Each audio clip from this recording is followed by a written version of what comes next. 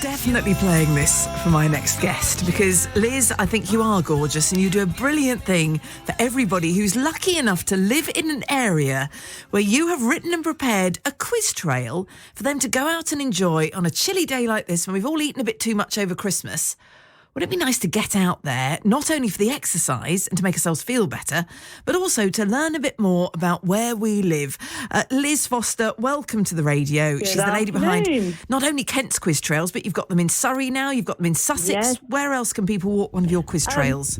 That's pretty much the areas at the moment, but we're pretty addicted to making them, me and my two daughters, Becky and Laura, so we just keep going because we're thoroughly enjoying ourselves. Discovering so much history. It's amazing what went on. Well, you do. You have some real nuggets. And may I ask you, if you look back over the last year, what's the most fascinating fact that you've learned about somewhere when you were preparing a quiz trail that you thought, wow, I didn't know that? Oh, well, so much. But one of the things that's really taken me by surprise is stink pipes. I don't know if you know about stink pipes. I don't. Please educate me. No, I didn't know about stink pipes. I thought I'd got to my grand old age and knew most things, but obviously not. So back in the early days of the sewage systems, they put these very tall pipes that took the gases and everything that were building up in the sewer systems above your houses. So they were like, I suppose, a bit like our street lamps are, obviously not as regular as that on the pipeworks, but there's still some in Kennington around Ashford area and different places across Kent and some in London still, and they are the old stink pipes. Because obviously... Yeah. It literally came out and they let the air out onto the pavement sort of thing when you were walking past. Way up at the height above your house. So that I see, okay. Have to endure the smell of the sewers. Oh, my God. It sort of cleared it up into the fresh air. Well, that's very clever, for considering when they were thought up. They obviously realised that we didn't want them at breathing height. Exactly. So I thank them for these stink pipes, and I will look at... Exactly. How would one recognise a stink pipe when one walks past one, apart from the fact that if you're at that height, it's whiffy? They're Victorian and they're very ornate. So, I mean, Victorians were very good at making everything ornate, weren't they? So they're quite an attractive pipe. But, yeah, I think it's more of a case of finding out where they are. I won't become a stink pipe spotter. That wouldn't be. I'm quite intrigued now. I want to see one. I'm thinking, where have I walked down a street and not recognised a... Not seen it, yeah. A stink pipe over here. Amongst a lot of, street furniture. But back obviously in the olden days, the... sanitation was a bit of a problem, and particularly Margate had a problem with it. Oh, okay. Because for some reason in Margate, they decided to build a lot of the houses with like a cesspool system underneath the houses. So probably not a very nice story to tell, but one poor old lady, when she got up in the night to use the facilities, the bit of wood that she was standing on actually collapsed and sent her down into... But she did survive. Somebody did go and rescue her. They heard her screams, came and got her out. But it made the local papers at the time, which probably not a very nice rescue to have had to undertaken. My word, the poor lady. I'm sorry that we're talking about your story, and this is what you're being remembered for all these years later. Town, they did spend then, the corporation were forced then to spend an awful lot of money on the sanitation, because obviously as seaside towns developed in the 1800s and things, and people wanted to go there for their seaside. The seaside, yeah, absolutely. Clean their act up a bit. But it was actually illegal for men and women to bathe together until 1901. I didn't even realise that. Oh, my goodness. There was segregation on beaches. So all sorts of things that went on in the old days that fascinate us today to look back and see, as to what they all got up to. I wouldn't wanted to live in those times, though, because I really wouldn't wanted to have lived without central heating, I think. No, I couldn't agree more. Modern medicine. Medicine and, a life without stink pipes is a good one for me as far as I'm concerned. Are they still functioning, the stink pipes that are still there on our roads? No, I think they're just still there, sort of thing, as just an old thing. I don't think they're still connected up to the pipework. So they can't be bothered to get rid of them, but they're just there and... No. Okay. It's decorative. Interesting stuff. Yeah, they sound it and very essential, to be honest. I mean, I love the idea of a stink pipe. What plans do you have for new trails that people will be able to go on in the new year in 2025? Are there any in the pipeline? Now we've talked about stink pipes. I'm going a bit ooh when I say that. Pipelines completely now. Exactly. So, we're just finishing up on the Isle of Sheppey. We've got some lovely volunteers out testing that one at the moment. So that's the Isle of Sheppey and Swales. So that's quite a big book with loads and loads of history there. And one little one being that Frank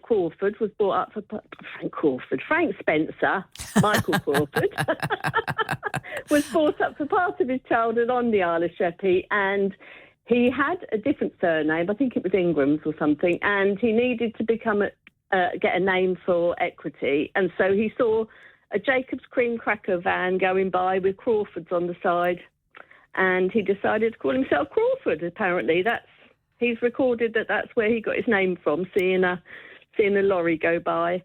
But we've also got the Tunbridge Trail coming out shortly. That we've really enjoyed working on that one, and we're on Gravesend. That's fascinating.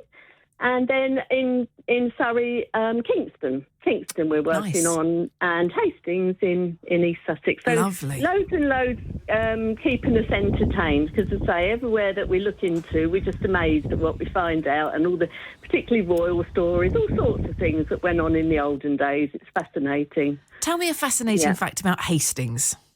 Hastings. Well, the one that comes to mind is about the Duke of Sussex, because obviously Harry is the Duke of Sussex and Meghan is the Duchess of Sussex.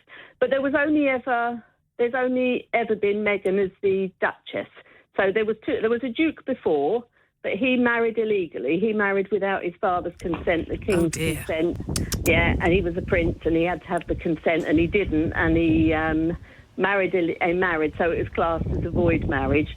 Then he married again, but that lady wasn't able to be the Duchess. I can't remember what the reason was. There was some royal reason. So there's only ever been two Duke of Sussexes, one being Harry, and there's only ever one Duchess, and that's Meghan. So interesting.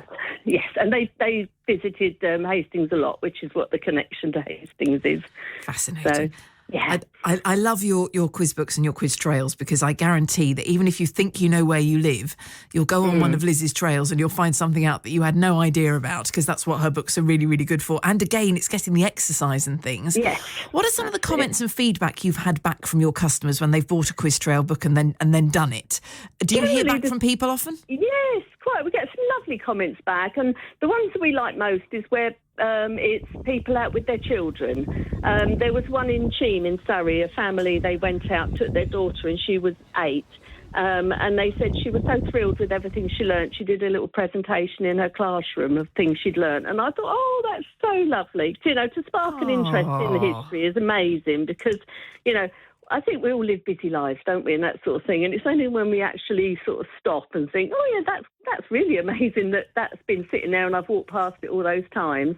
But, yeah, I think it's to do with families, and we do get lovely feedback from people. And we try and include in the trails little alleyways and things that you wouldn't necessarily you wouldn't go off and find, because we all sort of tend, this is where we started them really as well, was we tended to visit places, walk around the middle bit and think, oh, lovely, and go home.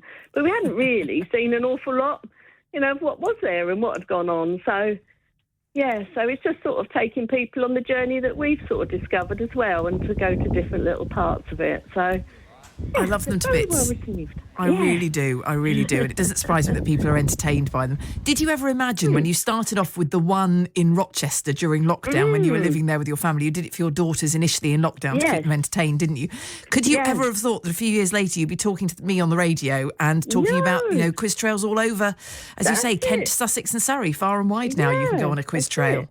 Yeah, it's been about 4 years, and we've just sort of been busy making them over that time. As I say, it's a complete pleasure. So we really, really enjoy doing it. So, no, never thought so. We just thought we'd make that little one. And now we've got, I think, 32 that we've made now. And so, yeah. And the nice thing is, once we've got all the history, everything, and together, and then we go out and make the trail, because we always do the history first, because I think that gives you the trail then, because you know what you're looking for, but there are always surprises along the way of things you spot that you hadn't noticed, and it all sort of comes together, and that's it. And then it's lovely to share it with people, and we keep them very low cost. They're all $5.99 each, so, and they're a 24-page booklet, so we obviously have the printing and everything, but we keep them all low cost so that everybody can do them, and you only need one copy to share between you. You don't need a copy each. And yeah, no, it's really, touch wood, it's been good fun. Enjoyable. Apart from local bookshops and things and sweet shops and things, where can people purchase your quiz trails if they want to? Okay, so we've got a website, Becky, Laura and myself, and that's www.quiztrail.co.uk, and everything's on there. And then there's also a special offer if you buy 4 and that sort of thing, a pick and mix offer. So, yeah, it's very easy, all online. And what a nice present as well, something a little bit different if you know someone who lives in a different area, and then maybe go on the trail with them so you learn about their area as well. They're really good fun. Thank you, Liz. Liz Foster is her name. Kent's Quiz Trails is what she was talking about there. But as she said, Sussex and Surrey covered now as well, with lots of ideas to go even farther beyond than that. So if you want to get out there and exercise a bit and learn about your manor, why not?